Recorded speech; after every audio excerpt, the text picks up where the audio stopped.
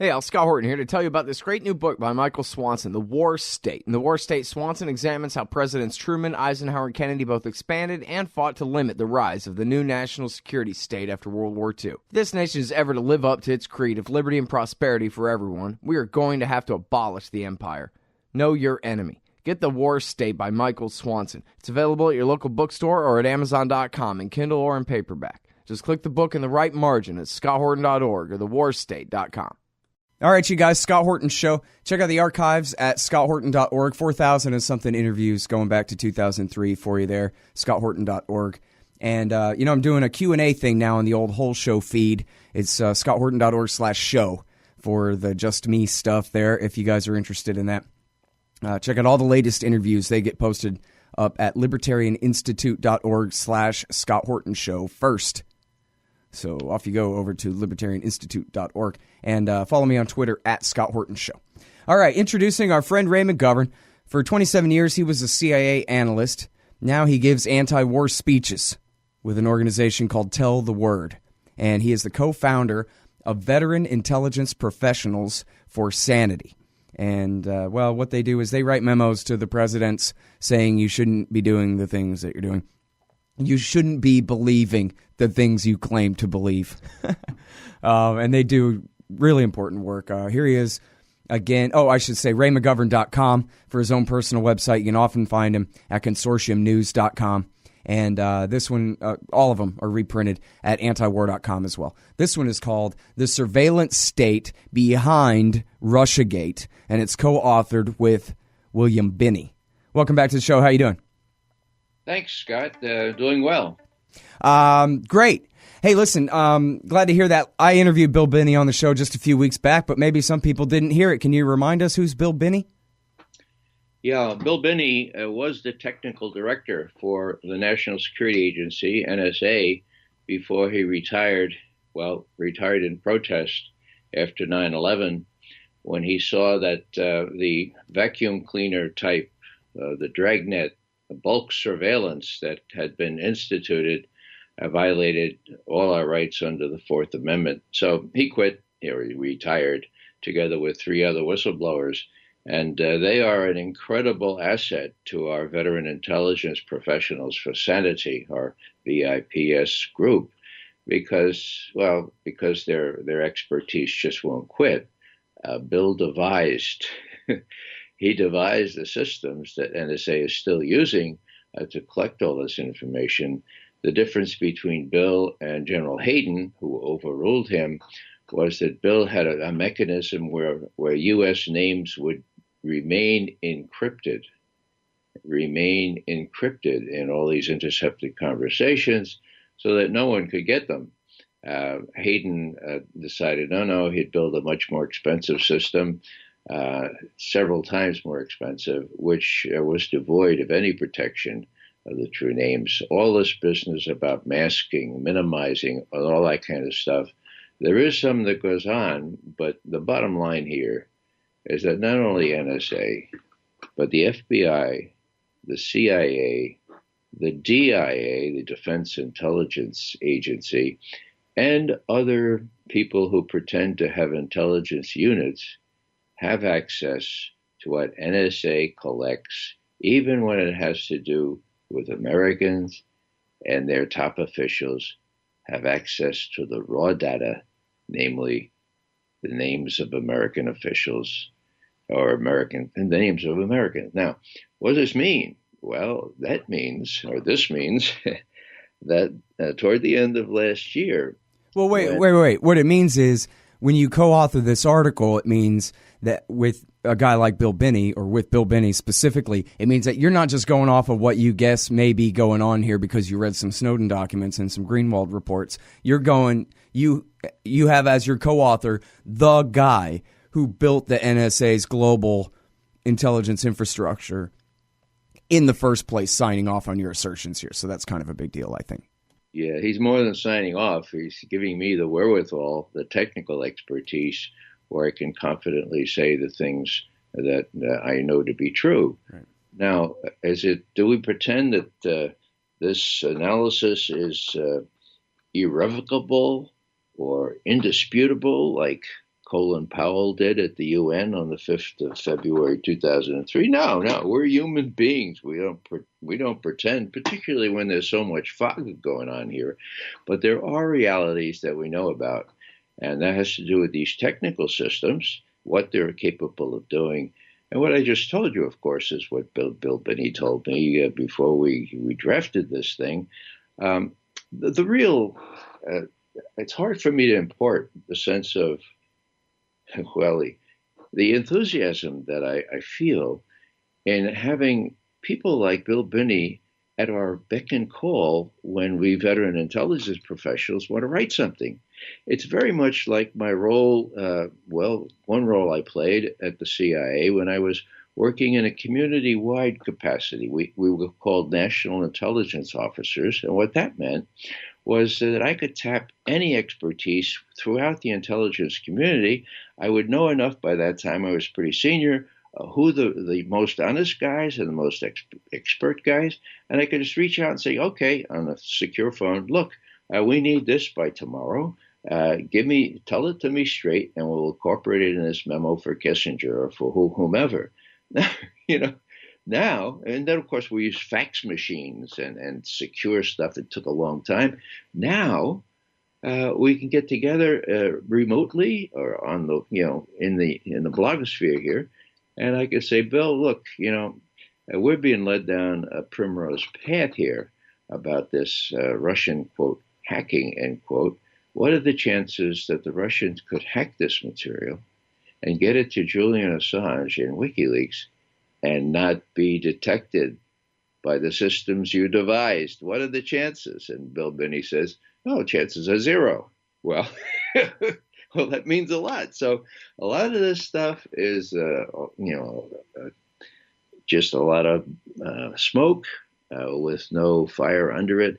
And all I can say is that Binney has not been wrong on any of this, and he's unparalleled in his expertise. And even the people who still are at NSA know him by reputation, regret his absence, and concede that he was the guy. He was the brightest guy around. That's why he could do all these things. So I'm glad you started out with Bill Binney. He and I collaborated with on this piece. It's not the first time we collaborated. We did a joint piece in the Baltimore Sun very early this year. Mm-hmm. We took pains to describe the difference between hacking on the one hand and leaking on the other. The difference is immense, and we are convinced, for a lot of reasons, not only technical ones, that what Julian Assange got and what he put out with respect to the Democratic National Committee emails and Podesta's emails were gotten through a leak. Someone was so appalled seeing what was going on at the DNC and with Podesta that they put a thumb drive in a machine. That's how you leak, right? You put a thumb. That's how Bradley Manning or Chelsea Manning. That's how Ed Snowden got all this. If you put something in a machine, you don't throw it. You don't put it on a network because NSA gets everything on the network. So the technical aspects of this thing persuaded us that you have to look at these things closely. And when the preferred narrative is that the Russians did it, the Russians did it, the Russians did it, and when even Amy Goodman and even David Korn and Michael Isakoff and people that I used to think were Jeff Stein. Yeah. I mean, it's just so. I mean, I think somebody put something in the water here in Washington. I really think that. Well, it's the partisan shit, man. It makes people just completely retarded. I mean, I don't know why it is, but for some reason, it's just an incredibly difficult challenge to ask someone, hey, is it okay if you hate 100,000 things about Donald Trump, but not all these lies about his ties with Putin because they're not true?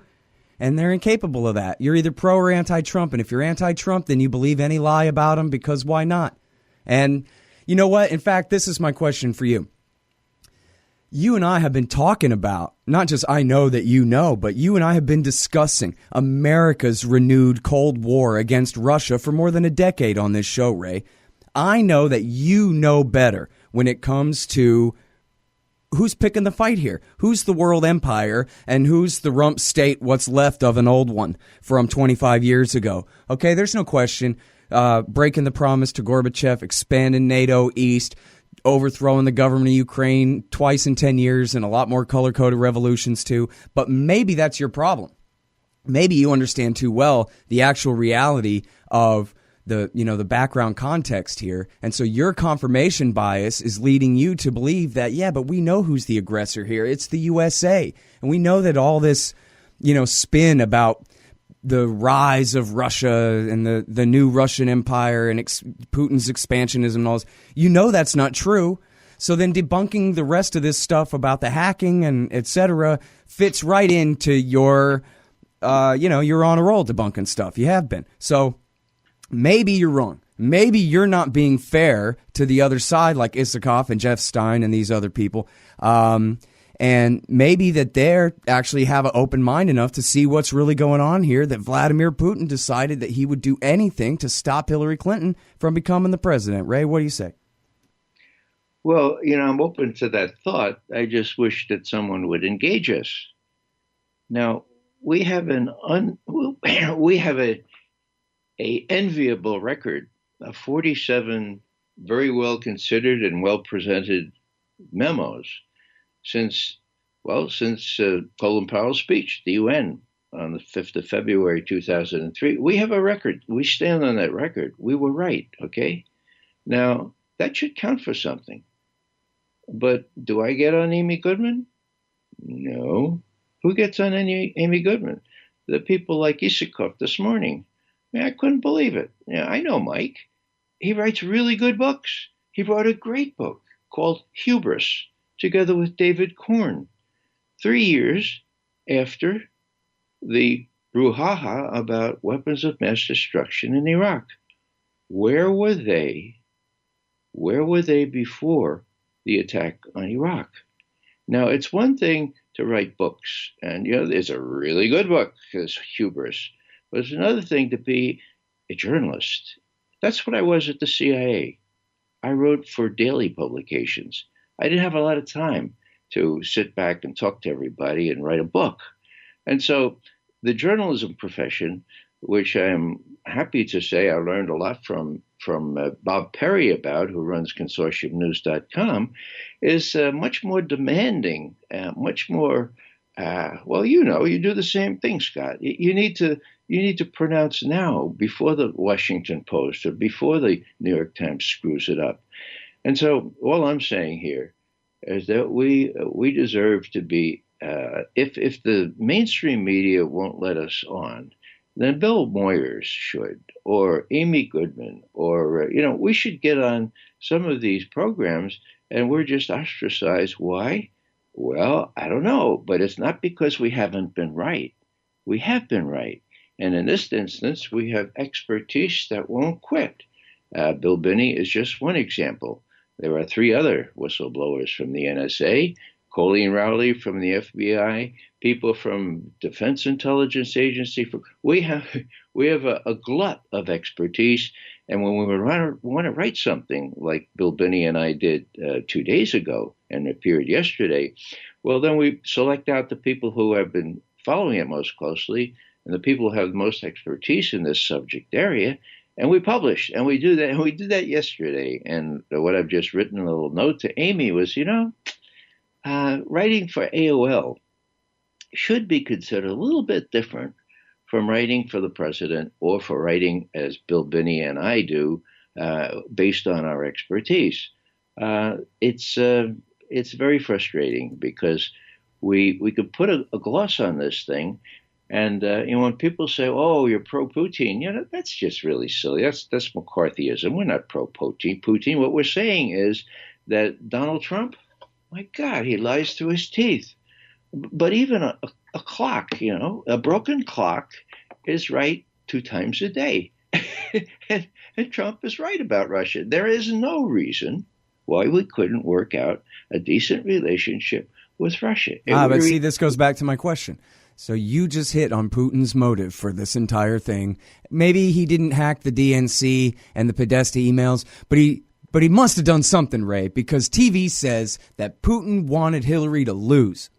Yeah. Okay. Well, let me address that. Okay. I counted up the years, Scott. The years since I decided to major in Russian at Fordham University, which had an excellent program in those days. Okay. There are 59 years there.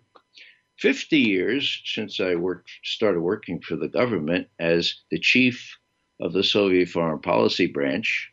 40 years since I worked in this intelligence community capacity where I had purview over many sensitive issues and could call on the resources of all the agencies in the intelligence community. And 30 years since I used to brief one-on-one Vice President Bush, Secretary of State Shultz, Secretary of Defense Weinberger. So I had a lot of experience about all this, okay? Those were the times when Gorbachev was coming to the fore. Now, it was similar in some ways. I'm just thinking aloud off the top of my head. Gorbachev, a commie, he became General Secretary of the Communist Party of the Soviet Union. My boss, Bobby Gates, who was head of analysis in those days, we're talking the 80s, and his boss, Bill Casey, were saying the Communist Party of the Soviet Union will never, ever give up power. Never, ever give up power. So Gorbachev, he's just a more clever commie, and you, McGovern, and you other people are being taken in. Okay, now that was how they looked at Gorbachev.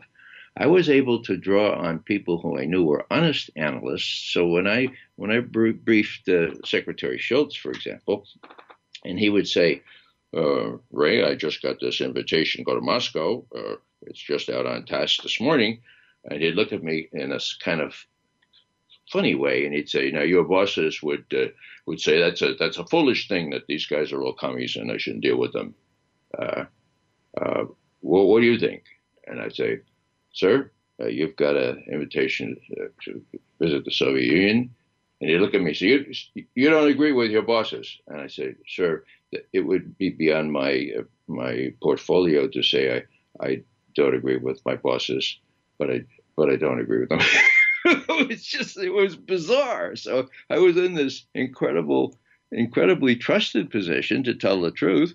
And even though my bosses were telling Reagan and Schultz and the others the untruth here, or maybe they believed that government, but we saw the evidence that he was for real. Now, what does that mean? We see the evidence that the notion that modern European history began on the 23rd of February 2014 to be deliberately misleading. February 23rd, 2014 is when the neocons accuse Putin, in this instance, of conveying his military advisors and saying, how are we going to invade and seize Crimea? Well, there was a meeting on the 23rd of February 2014, but nobody ever mentioned what happened the day before. And what happened the day before was what many people have called now the most blatant coup in the history of mankind. It was advertised on 4 February on YouTube in the form of an intercepted conversation between our Assistant Secretary of State for European Affairs, Victoria Nuland, and our ambassador in Kiev, Jeffrey Pyatt. And they named the fellow who would be the new prime minister. They say we'll get it all glued together, and the EU doesn't like it. They use the F word for the EU. And so this was a legitimate intercepted conversation for which Nuland apologized with respect to what she said about the EU. But there it was, advertised ahead of time. Yats named as the new prime minister, and sure enough, on the 22nd of February, so the day before modern European history starts for the neocons, on the 22nd, we overturned the government in Kiev. Yatsenyuk became prime minister. First thing he said is, I think we might want to think of joining NATO. Second thing he says was, I think we ought to bar Russian as an official language in Ukraine. And then the proto-fascists who led the charge at the Biden in Kiev, they started taking over the key ministries of the Kiev government. And it was then that the people in the eastern Russian stock, Russian speaking, who saw what was going on said, we don't want to accept this coup regime. We want some regional autonomy so we can not have to deal with these proto-fascists. Now, what are they called in the Western media? Pro-Russian separatists. Now, two things. Hold on. Let me interrupt your narrative real quick just to add one point that I only recently learned this, and I apologize to everyone for missing it in the first place, but your colleague, James Carden, at consortiumnews.com pointed this out to me in an interview a week or two ago and sent me the footnote, too. And it's the footnote is from an investigation by the British Parliament, by the way. And then the footnote is on March the 1st, 2014, 3 former Ukrainian presidents, Leonid Kravchuk, Leonid Kuchma, and Viktor Yushchenko, called on the new government to renounce the Kharkiv agreements. And that was the deal that allowed Russia to lease the base at Sevastopol. So, in other words, it's not just that Putin thought, geez, they might threaten the base at Sevastopol. It's that they had already threatened the base at Sevastopol and whether Russia would be allowed to keep it or not. Yeah, there are a few things clearer than written documents and history. And it's a real luxury that the neocons and others indulge in to be talking irrespective of history. Now, why do I say history? Well, Sevastopol in Crimea is the only ice-free naval port that Russia possesses. It has not only incredible naval facilities, it's got air facilities, and the whole Crimea has got very strategic significance. Catherine the Great, who was great for extending Russian rule down that far at the time we were having a revolution in this country, she gave immense importance to the Russian fleet that's down there. So here's Putin, and he's looking at what just happened. The noises are being made then and shortly thereafter that, we ought to revoke this the agreement we have for, I think it was a 50-year lease of that the Ukrainians leased Sevastopol and the whole of these military bases to Russia. And so here's Putin having suffered a coup on his own doorstep while he was in Sochi. That's important, too. He was out of town. He was doing everything he could to prevent a terrorist event at Sochi during the Olympics. Okay, so he comes back into town.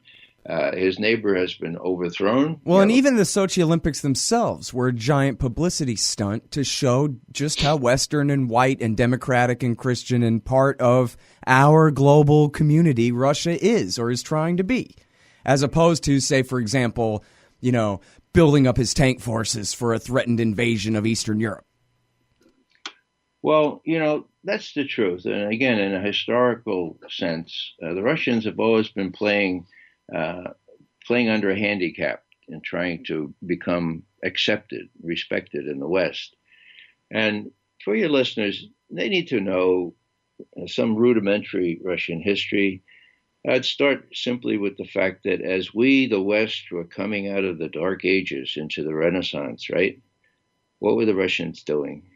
They were battling 2.5 centuries of rule by what they call Tatarskaya Iga, the Tartar yoke. Genghis Khan and all those people ruled Russia for 2.5 centuries, okay? And so when they finally came out of that, when they beat the Tartars back, they were invaded by the Poles, by the Lithuanians, by the Hanseatic League, for God's sake, all right, from the West. Finally, it was actually Ivan Grozny, Ivan the Terrible, who kind of consolidated people and got the boyars, the nobles together, and they got Moscow to be head of this confederation. But they're already two centuries behind. Peter the Great comes in around 1700 and he says, and people don't know this either. What did Peter the Great do? And before he became Tsar, he decided he wanted to find out what the West is like. And so he spent 2 years, all right, 2 years incognito working on the wharves in Rotterdam. Really? Yeah. And he comes back and he says, these people have it right. We don't need a lot of absolute monarchy here. We need to westernize. And so what he does is, in typical Russian form, he outdoes himself. And he says, all right, shave off your beards and use scythes rather than sickles. This well, he had a lot of opposition, but that started the westernization of Russia. And they've played catch-up ball ever since. They see their future with the West. They don't want, as much as they've improved relations with China, and this is very significant, they don't want to be a raw material supplier to the biggest and most powerful country in the world, which will be China. They would like to be part of the West, and they see the West as doing everything from Napoleon, from Hitler, from just about everybody, trying to prevent them from coming into their own as a very talented, very imaginative, very, very smart people.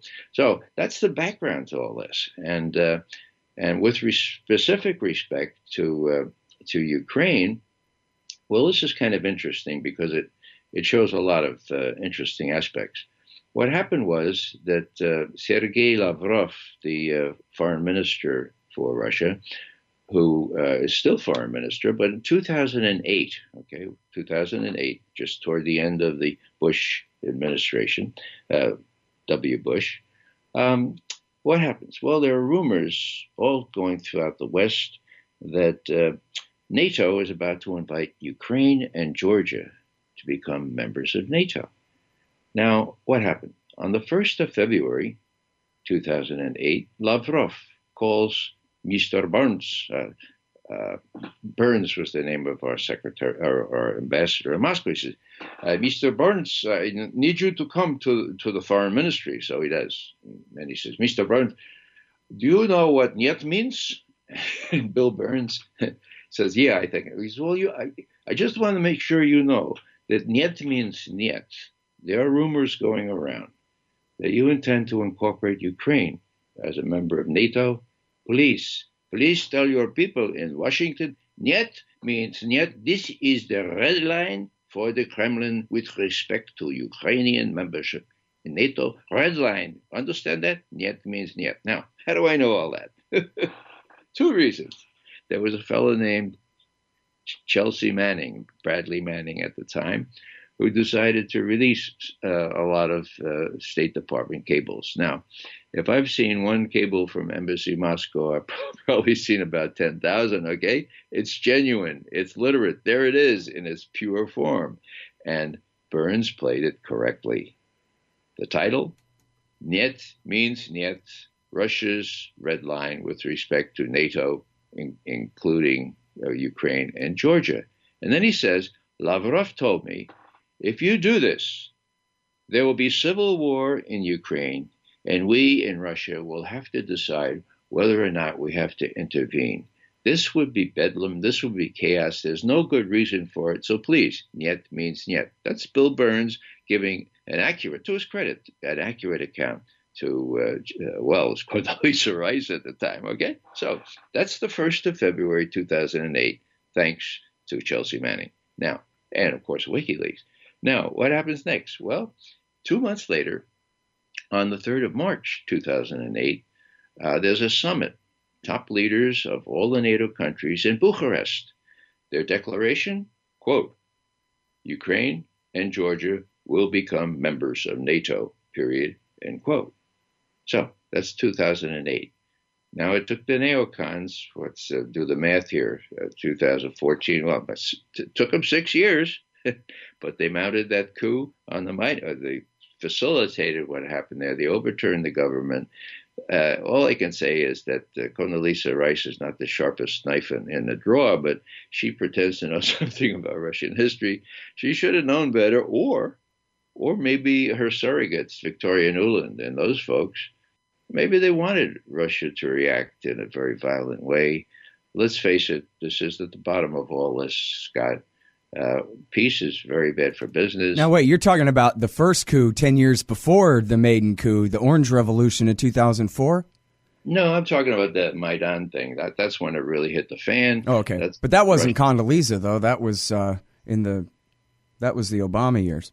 That's right. Yeah. So I did that mental leap, but I'm talking about what Bill. Well, there's Burns so many different overthrows of the Ukrainian government. Sometimes it's hard to keep track. And I think Victoria Nuland did work for Condoleezza Rice back in 2004 during the Orange Revolution. So that would count, actually.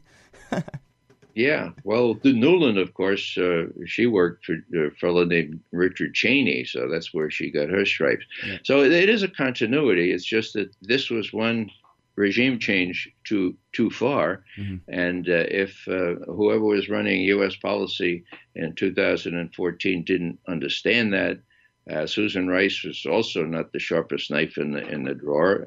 She studied at Stanford, and I suppose that's supposed to give you a lot of credits. But she never studied anything about Russian history, or at least she didn't remember it. So all I'm saying here is that in the bottom line here, the analysis really has to not prescind from the major considerations, and the major one is that if there's a reasonable degree of tension with Russia, if it looks like it could flare up in the Baltics or in Syria or anywhere, even though the tension is stoked by our side, it's very good. It's very good for what Pope Francis called the blood-drenched arms traders.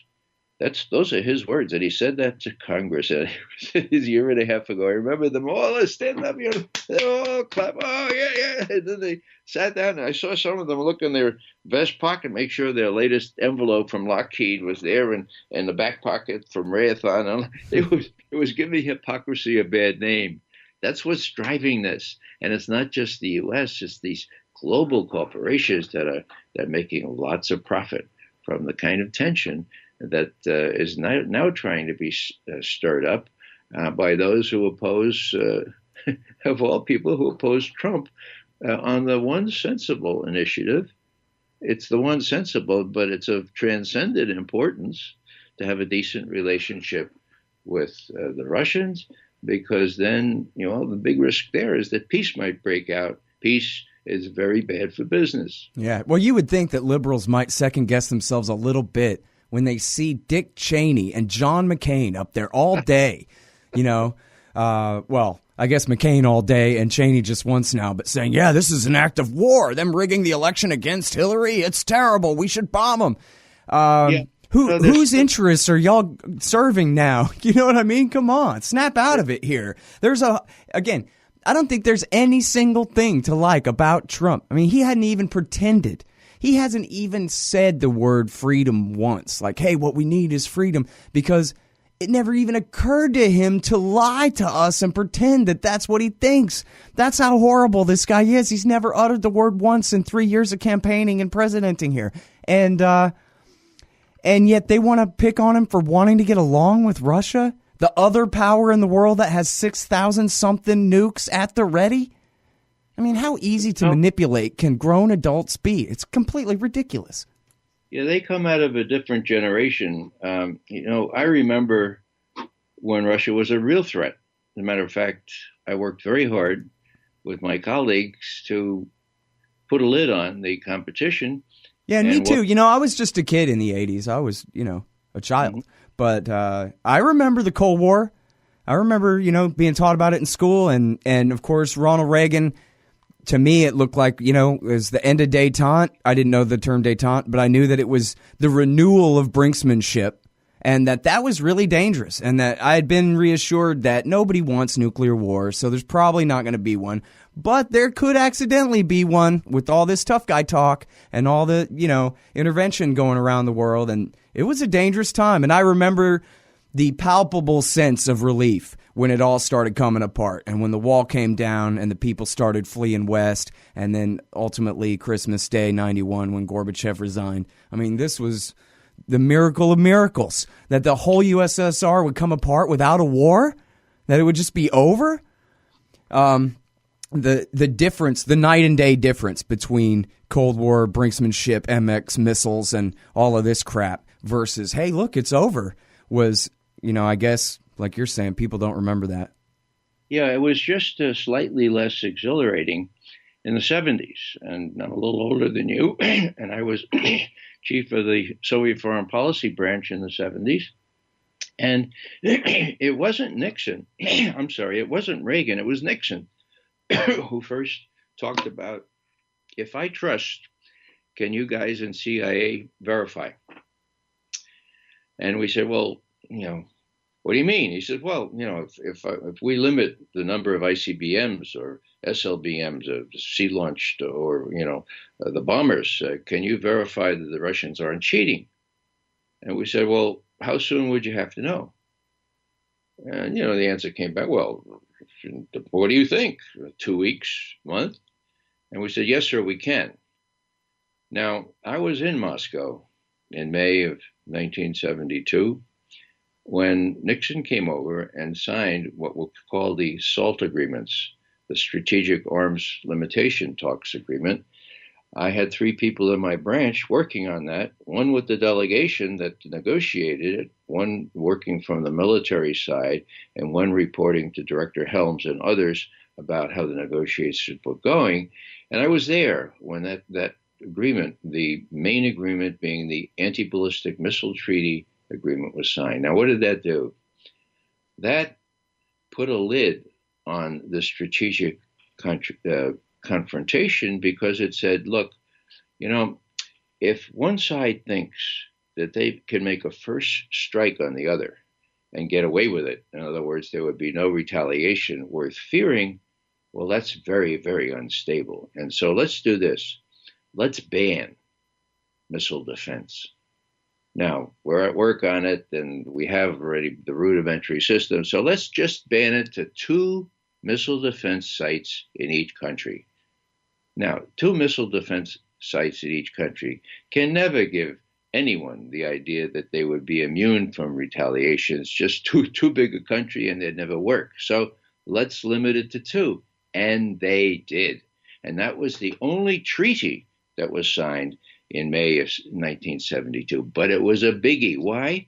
Because it created this balance of terror. Now, nobody likes terror, but I like balance, okay? Now, what happened? Fast forward, 2001, George W. Bush comes in. What's the first thing he does? He revokes the treaty. He says, we're out of here. I think there was a 6-month window where you could legally get out of the treaty, and he did that. So, take this back to Ukraine. Here's Putin. He's looking at these little missile defense emplacements in Romania, in Poland, in the Black Sea, in the Baltic Sea. They're surrounding Russia with these missile defense units. And Putin says publicly, why are you doing this? Why are you doing this? And they're saying, well, because Iran might have a strategic missile. We need to defend everybody. Now they have a 10-year agreement with Iran where it can't possibly get that capability. So what's it against now? Oh, they say, well, maybe North Korea. Okay, Scott, look at the globe. North Korea is going to attack Poland?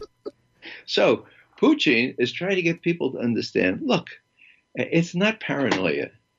We know that this is being built against us, but we don't understand exactly why. In fact, if you go back to when Bush said all this, everybody just laughed. Nobody even took it seriously. You had even, I think, European leaders were on video laughing that, oh, yeah, we're pretending that this is about Iran or something like that. And it was a joke, and Putin laughed about it, too. And then Obama came and said the same thing, and everyone pretended to be all somber. Yeah, we really have to protect the Poles from their, legendary timeless enemies, the Persians.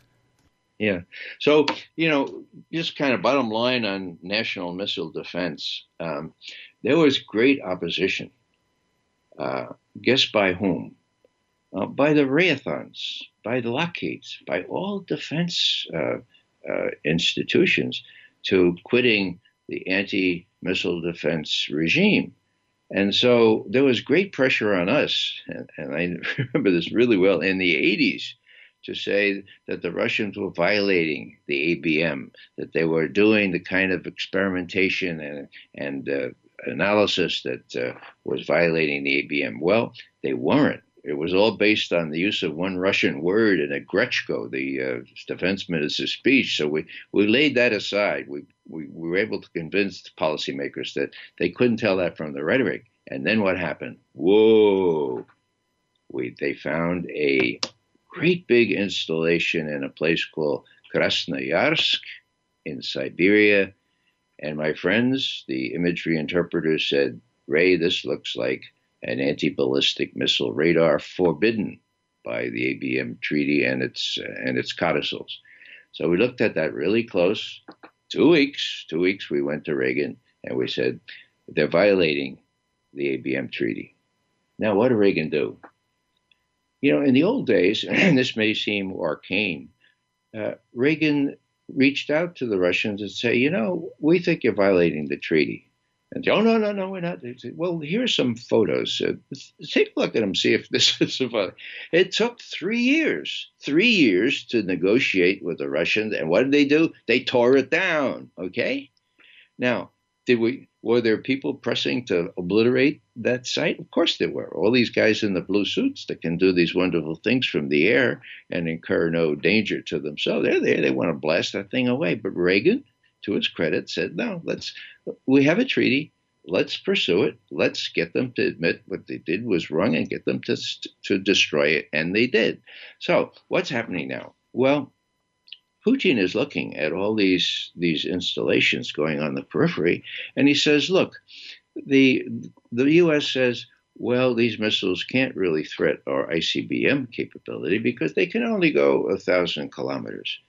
But we know, and they know, that in 3 years, they're going to be able to go 2,000 miles. It's the same launchers, but they'll be able to go 2,000 kilometers. And then 5 years after that, 5,000 kilometers.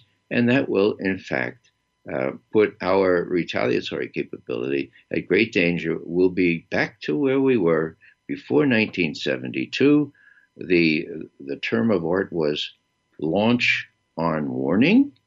So you've got these people really on tenterhooks. You've got a flock of geese coming over from Norway, and they're misidentified as some sort of ICBM from the U.S., and you've got the end of the rest of us. Now, that's not an exaggeration. You mentioned before accident. Well, there was almost conflagration in 1983 because there was a false alarm. Now, things were Able Archer you're talking about. Yeah, well, yeah, that's right. Yeah, man, you got a good memory. Let me reconstruct it from my memory. I was briefing the President's Daily Brief at that time, and what happened first was on the 1st of September, the Korean airliner KAL-007 was shot down over Siberia. Now, was it in Russian airspace? Of course it was. It had gone astray. Did the Russians realize it was a civilian aircraft? No. And we know that now. No. Did the U.S. know that the Russians mistakenly shot that down? Yes, we knew. Did the Russians know we knew? Of course they knew we knew. Yet, we went to the UN and we aired intercepts that completely obscured the fact that the Russians did this by mistake. Even Schultz, this was the bandwagon. You defamed Russia no matter how you could, even though you knew that your charges were dishonest. The tension went way up. I think Andropov was the head of the party in those days. And what happens next? Well, just a month or two later, the Reagan administration, well, actually it was the Defense Department, runs this incredibly genuine or accurate or simulation of U.S. Soviet in those days conflagration or about to, it was a real life scenario where the Russians mistook it for the real thing. Now, what happened? Mel Goodman, a colleague of mine, was one of the leaders of Soviet analysis, and he could see that Bobby Gates, who was the chief of analysis, was letting this happen. So Goodman went directly to Bill Casey, and he said, Mr. Casey, I don't know if you are aware of this, but the Russians think this is the real thing. Would you go down and tell the White House to knock it off? Tell the tell the Defense Department to stop encrypting everything so the Russians think the worst of this. And Casey, to his credit this time, went down to the White House and said, hey, the Russians really think we're going to attack them. Would you knock it off? They knocked it off, not very long before the Russians were going to, kind of launch on warning. So that was 83, at a period of very high tension.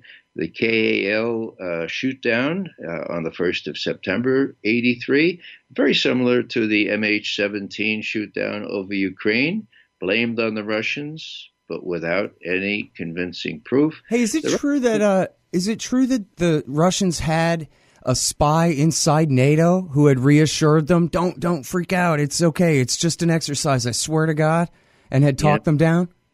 I wouldn't have been in a position to know that. It's entirely conceivable, and so we owe a debt of gratitude to him as well. What I do know is that we're really close to the brink. I also know there have been several other instances. So we've been incredibly lucky. And this launch on warning thing, where, what it comes down to in practical terms is that if Putin realizes that with these enhanced cruise and other missiles that are supposed to be for missile defense, when he realizes and his generals realize that they have the capability of obliterating his ICBM force, at least the near ones there in near Siberia, then he's got to adopt this launch on warning situation, and we're all cinder. It's that serious, and there's no real. So your listeners are probably saying, "Well, McGovern, come on now. So why are we building this thing?" Well, let me go back to one other historical thing, and that is when Reagan met with Gorbachev and in Reykjavik, okay, and Gorbachev said, "Hey, look, why don't we? Yeah, that's an idea. I'm willing to destroy all my nuclear weapons if you do the same." And now Reagan, he had a sort of simple outlook on life, and that sort of appealed to him. And so he went to his advisors and he says, why don't we do this? The other countries, we could verify that they were complying with it. Why don't we do this? And he was, no. That will risk your Star Wars project. We are going to be able to defend the whole country from any attack. So why should we buy into this thing? Now, that was Fritz Ehrmarth and other people working at the National Security Council. An incredible chance for nuclear disarmament was blown. Why? Because Lockheed, Raytheon, to which many of these advisors ended up working in, didn't want to give up all the money they would make on this missile defense system, which has been accurately described as the most blatant corporate welfare system ever devised by man. Okay, billions and billions of your and my tax dollars a year. Now, one last thing here. 2 years ago, this came up at Valdai. Valdai is the kind of big seminar that they invite academics and government officials and news people in near Sochi in the Black Sea area of Russia. So Putin is up there on the dais. And there are other people up there, including our former ambassador, Jack Matlock. Now, Jack is a friend of mine. He's among the brightest guys in the world. He did an incredibly good job under Reagan, under George H.W. Bush, in trying to work out a peaceful arrangement with Russia after the Berlin Wall fell and Russia imploded. He was the second to last ambassador to the USSR, right? Well, he was the last. Yeah, I interviewed him. He told me he's second to last. There was one more for like 2 or 3 months before. Oh, yeah, that's after the USSR. Okay, yeah. So anyhow, he's there, and the subject of George W. Bush opting out of the ABM treaty, which I explained before was the kernel force for mutual assured destruction and therefore some balance of power. Putin asks Matlock, hey, if you didn't agree with leaving the, rescinding your part in the ABM treaty, well, how do you feel about it now? And Matlock says, and this is kind of embarrassing for him, he says, well, you're misinterpreting it. It's not really designed against Russia. And Putin looks at him, and Matlock says, it's basically it's a jobs program. Right. I wish that someone would explain to Putin that this whole Cold War is put on. You don't need to launch on warning because really the whole thing is a jobs program for executive vice presidents at Lockheed, not for schmucks, but still, it's corporate welfare first and foremost and doctrine later. Yeah, they would argue that, not only the CEOs, but all these people need jobs. So Putin says, Mr. Ambassador, can you persuade me that there are no other needs for your economy, for all this money and for all this talent, that this is a jobs program? It was just so unfortunate because I'm sure Jack... Right, he should have just said, no, see, the Congress doesn't consider the national interests at all whatsoever. They've never heard of it. They're only their own interests, and that's the key to this encryption, this puzzle here. They don't care about us. That's the answer.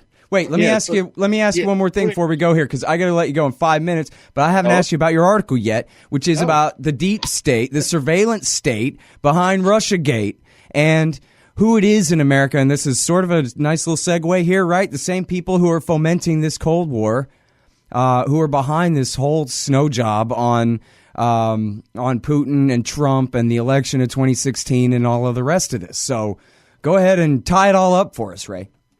Well, in all this business about Russia being responsible for everything, including Trump, and that's the key here. Everyone should realize, that Hillary Clinton could not have possibly won because she was a deeply flawed candidate. No, that couldn't be possible. It's got to be something else. And who could? The Russians, okay? That's the first thing. There's blind hatred for Trump.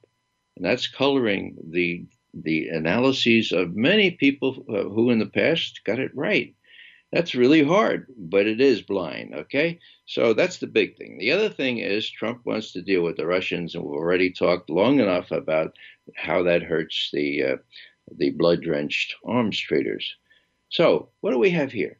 We have a new wrinkle into all this, namely that Trump tweets that he's been wiretapped by the previous administration. Now, was he wiretapped? No. Wiretapping went out about 3 decades ago. Nobody wiretaps anymore. What do? They have blanket surveillance, electronic surveillance. The NSA knows everything. Intercepts. I know this is mind-boggling, but it's true. They intercept everything over the system, over the network. They know what's going on. So, is it true that Trump was surveilled? Yes, and this is the key. Everyone, all caps, is surveilled. So, is it true that people in the intelligence community, as a result of the surveillance, were able to get the true names of people working with him and for him and under the campaign and him himself? Yes, that is true. It's very true. Ask Bill Binney. And so, is it true that they get these names in a minimized, in a masked way, or as in my day, razored out of these transcripts? No, that's not true. The heads of the FBI, the heads of the Defense Intelligence Agency, the heads of the CIA, as well as NSA, get true names before they are encrypted. And so, what's the point of all this? John Brennan was able to give dirt from these very sensitive intercepts. True Wait, names. you got to tell him, John Brennan, the most recent head of the CIA at the end of the Obama administration. That's right, yeah. And so he gave them to the New York Times and the Washington Post. As a matter of fact, the Wall Street Journal was irate. They complained openly and loudly. Brennan doesn't talk to us. He always just talks to the New York Times. So for these 3 months, October, November, December, Brennan was releasing this information as a way to defame Trump, as a way to say the Russians have him in there, as a way to say that without the Russians, Trump would never have won, to delegitimize him. And after the Electoral College did their deed, despite attempts by the administration to interfere with that, then it was a case of making sure that Trump is so hindered from reaching out for a decent relationship with the Russians that he can't do it. And that's worked so far. But I do know that Trump, behind the scenes, is working with the Russians to prevent what could happen in Syria, for example, as we jointly go out against ISIS, and to reduce tensions to the degree they can be reduced until such time as he can get out under this superimposed cloud and get people to realize that there is, I'll say this twice, there is no reason in God's heaven where if he reached out to Vladimir Putin and said, look, we don't need a lot of these extra troops in the Baltics or in Poland. If we pull them out, will you pull out your troops? And Putin, in my view, would say, absolutely, no problem. You put them in first. We're reacting. No problem. And there would be lots of room for a détente, for a rapprochement, and for the kind of deals that we talked about before, first and foremost. Well, and the anti-ballistic missile treaty. Right, and even better than that, right? I mean, this is the thing that just, I don't get it. This is the one place where Trump's, at least instincts, I don't know if you can characterize them as thoughts, really, but his leanings are toward, hey, let's work something out. But now he's in this political jam where he's being accused of all of this BS, and he keeps trying to tweet out, hey, Americans, don't believe it. It's all a lie. And he's right, but he's up against the entire media consensus and the military-industrial complex and the liberal Democrat Hillary Clinton sore losers and everybody else. And I think they're winning on the narrative, and yet he's the president. Why doesn't he just invite Putin to dinner? Come on, man, come to D.C. I'll take you to the opera. We'll go and we'll do the thing, whatever. We'll go and you can have the penthouse suite at the Trump Tower, and we'll do a giant arms reduction pact, and we'll stick it in the face of all the haters, right? Oh, you think I'm a traitor, huh? Watch this. I'm going to reduce our nuclear arsenal by 70%, or why not? I mean, it's still more than enough nukes to kill us all left over. He could do that, and it would be, good politics. Use judo on them, kick their ass, outflank the left from the left, be more anti-nuclear weapons than any liberal in politics in America, and watch them choke on that, right? Do something smart. And instead, what's he doing? He's just sitting there, taking it. Well, he's not, actually, and he has a big ally in the head of the House Intelligence Committee. Now, this is the story, and I would really I would be unashamed to recommend that you read what Bill Binney and I wrote yesterday and published on consortiumnews.com. It's also on my RayMcGovern.com. And at antiwar.com. Yeah, right. So what you really have here is an honest Republican politician. Now, these things happen. Maybe they happen by chance, but I happen to know Congressman Nunes because in 2009, he did an incredibly gutsy thing that puts him apart from all other legislators then and now. He gave an award to a young sailor, no longer young, Terry Halbardier, a Texan who slid out onto the napalm-strewn deck of the USS Liberty on June 8th, 1967, connected a coaxial cable with an SOS-capable antennae, got an SOS out to the Sixth Fleet, and the Israelis who were attacking the USS Liberty with torpedo boats and with aircraft broke off the attack as soon as they realized that the commander of the Sixth Fleet had been informed that they were attacking one of his ships. Now, did Halbardier ever get any recognition for that? No. Everyone covered that up because it was the Israelis that killed 34 sailors, wounded 171 others of a crew of less than 300. What happened? everything was suppressed until 2009. Terry Halbergier was a constituent of Devin Nunes in the Central Valley of California. And Devin, when he learned about this, he said, yeah, this is awful. I'm going to see what I can do. He got a Silver Cross awarded to Terry Halbergier many years after the event. I was there. I was incredibly impressed by this congressman's courage in stepping out from all the Congress, stepping out from the U.S. Navy, for God's sake, and giving this guy who was responsible for the Israelis for being prevented from sinking the ship and leaving no survivors, which was clearly what they intended. We know that from the intercepts, and giving him this award. So I have a little history with Devin Nunes. I know that he did this. I know that he had courage to do it, and I know it was the right thing to do. And that helps me understand why he's doing this now, because he's been given, and it's not the White House that gave him this stuff. My guess is there was somebody with the intelligence community that said, hey, all this hate Trump stuff is really, really bad. And when Trump, says he's wiretapped, well, literally speaking, the pettifoggering lawyers will say, no.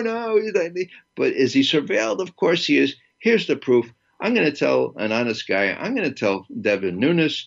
And the way I'm going to tell him is a secret way. And if he wants to tell the Democrats on his committee who are going to sabotage everything he does, he can. In the event, of course, Nunes went and saw this information and said, my God, Trump needs to know this right away. And he went to Trump. I do not fault him for that in the least. What really counts here, and what Michael Isikoff with Amy Goodman this morning wouldn't address, is what was in that information. What is that information? That's going to come out now. It's going to come out gradually, but we'll see. We'll see. And my bet is that Nunes, rather than being some sort of co-opted White House person, is a person he was discharging his oath under the Constitution of the United States, the same oath we all take to defend and protect the Constitution against all enemies, foreign and domestic. All right. Well, I'm glad to hear you say that. I mean, I certainly was for what he had done, but I never knew anything about him. But the fact that he was willing to stick his neck out on the case of the USS Liberty, there must have been incredible pressure against him doing that, and then he did it anyway. So you met the guy, and in that context, I'll take your word for it that at least he's something a little bit more than the average congressman. And you know what? I mean, honestly, no one should care whether he warned Trump, even if it was for the most crass, self-interested political reasons. Ambition must be made to check ambition. And this is the only hope we have for any check against the power of the permanent deep state is congressmen saying, you can't arrest me, I'm leaking this truth. Yeah, well, just to be really clear here, my guess, and it's based on all kinds of circumstantial evidence, is that Nunes learned and wanted to tell Trump immediately, look, Comey, this Admiral, Rogers from NSA, they're playing with words. They're doing semantics. They're saying, we know he wasn't wiretapped. We know he wasn't wiretapped. But, Mr. President, here's the proof. Here's the proof that we have that you were surveilled you were surveilled, blanket surveillance, like all Americans are surveilled, and that John Brennan took these true names, gave them to the New York Times, the Washington Post, in hopes of sabotaging your election by the Electoral College, and then now sabotaging your credibility as a freely elected president. You're not that, of course. You're a Russian stooge, and not incidentally, preventing you from creating a more peaceful relationship with the Russians. So here's the proof, Mr. President. I have it. It's in black and white. We need to incorporate this in a way that the Democrats don't sabotage. And I'm going to cancel the rest of the meetings this week. And I'm going to talk to James Comey, and I'm going to say, Comey, were you playing with this word wiretap? Yeah, you're right. Trump shouldn't have said wiretap. He should have said surveillance. Was that going on, Comey? You tell me now. Was that going on? Are you playing with these words? In other words, to fit in with the indigenous here, to fit in with the prevailing wisdom, such as it is. So I think Nunes will be vindicated here. I think it's going to be really tough for him. But I have, as I say, this experience of him having courage in the past and some integrity. So I thought that Bill and I should get this thing out yesterday, and we were hoping that people like Amy Goodman would go to us. But of course, she went to an established guy like Mike Isikoff, who writes books, really good books, but he's not real good on things like weapons of mass destruction or on journalistic issues like this one. Mm-hmm. Yeah, I don't know what's up with her. I mean, I think, well, I don't know. I never really watched her show religiously or anything, but it used to be pretty good from time to time. There would be breaking news and really good analysis on there, and some of my same favorite guests like yourself and that kind of thing. But I think it probably started back when she sided with Juan Cole on attacking Libya in 2011. That was when I started hearing more and more people saying, geez, you see Amy Goodman lately? So, I don't know. Well, business is business, I guess. Yeah, in her defense, I would say she is excellent, unparalleled on things like Standing Rock, on things like the problems that people of color are having in our country. I think she's excellent. I watch her. I do watch her every morning that I can. On foreign affairs, she's in over her head. She doesn't have really good people advising her, and she is, I would suggest, blinded by hatred for Trump and willing to buy in. Big supporter of Hillary. That came out in her reporting before the election. So, this is really hard to, even for a professional, even for a very admired, from my perspective, profession like Amy Goodman, you're all susceptible to this kind of sickness of not being able to see that there could be some good in these hated characters. And it's a very, very unfortunate thing. Who's left? Well, I think we, intelligence analysts, I was saying just the other day, I prepared the president's daily brief, not only for Reagan, but for Nixon and for Ford. Now, maybe you have an idea of the mental gymnastics that my colleagues and I had to go through to make sure that we weren't prejudiced by what Nixon was doing. This was during Watergate. That we were serving up pure, unadulterated,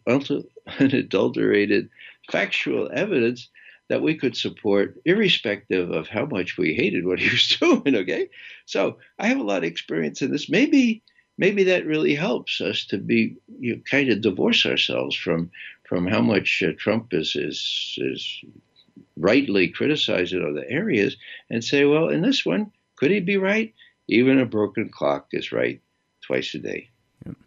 All right, y'all, that's the great Ray McGovern, 27 years as a CIA analyst, head of the USSR division and all of that, briefer for Vice President George H.W. Bush in the Reagan years, and co-founder of Veteran Intelligence Professionals for Sanity. If you want him to come and give an anti-war speech to your group, preferably somewhere on the East Coast, I think, contact Tell the Word. Read him at consortiumnews.com and at raymcgovern.com. Oh, and at antiwar.com as well. Thank you very much, sir. Most welcome. All right, y'all. And that's the Scott Horton Show. Check out scotthorton.org/interviews for the interviews/show for the Q&A stuff. Email me, scott@scotthorton.org, or tweet me at Scott Horton Show if you want to ask me questions for the Q&A stuff. Otherwise, find all the latest interviews posted up at libertarianinstitute.org/Scott Horton Show first. Thanks.